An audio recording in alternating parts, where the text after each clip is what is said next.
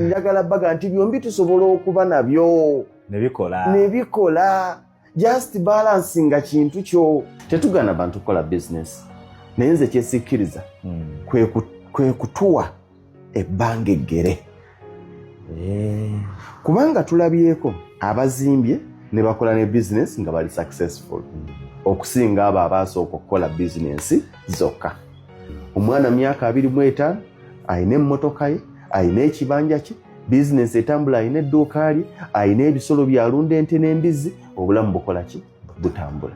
Kati ye tojja muga nti sooka olindeko okukola ebyo sooka oteeke mu business byonna ye yabikola. Kati eyo tumugambe ki oyo bw'osanga yabikola byonna ng'abiyina togamba nti yakola nsobikola bukozi bwoti.